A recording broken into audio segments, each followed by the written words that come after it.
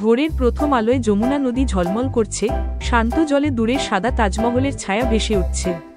হালকা কুয়াশায় পাখিরা উড়ে যাচ্ছে, চারপাশে ভেজা মাটির গন্ধ। মুঘল সম্রাট শাহজাহান রাজকীয় পোশাকে প্রাসাদের অল্প আলোয় ভরা ঘরে দাঁড়িয়ে, হাতে মুমতাজ মহলের ক্ষুদ্র প্রতিকৃতি, চোখে গভীর দুঃখের ছাপ।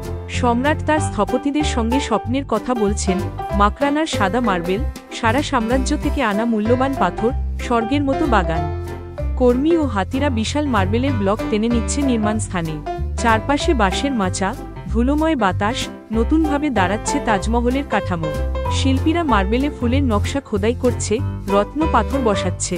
প্রায় সম্পূর্ণ বিশাল গম্বুজ দুপুরের সূর্যের আলোয় ঝলমল করছে। চতুর্ভুজ বাগানের মাঝ দিয়ে সমান পথে ফোয়ারার জল ছিটাচ্ছে, চারপাশে গোলাপ আর জুঁইয়ের সুগন্ধ। মানুষ হাঁটছে, মালি গাছপালা পরিচর্যা করছে। পূর্ণিমার আলোয় তাজমহল রূপার মতো জ্বলছে।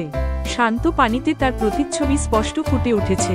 বার্ধক্যে পৌঁছে শাহজাহান লালকেল্লার বারান্দায় একা বসে, যমুনা পেরিয়ে তাজমহলের দিকে তাকিয়ে মমতাজের জন্য প্রার্থনা করছেন। বিশ্বের নানা প্রান্ত থেকে আসা পর্যটকরা বিস্ময়ে তাকিয়ে আছে, ছবি তুলছে, বিশাল খিলানের ভেতর দিয়ে তাজমহলের দিকে হাঁটছে। উপরে থেকে ধীরে ধীরে দৃশ্য বড় হয়, তাজমহল, চারপাশের বাগান ও পাশে বয়ে যাওয়া যমুনা, আকাশের নিচে সময়কে অতিক্রম করে দাঁড়িয়ে আছে।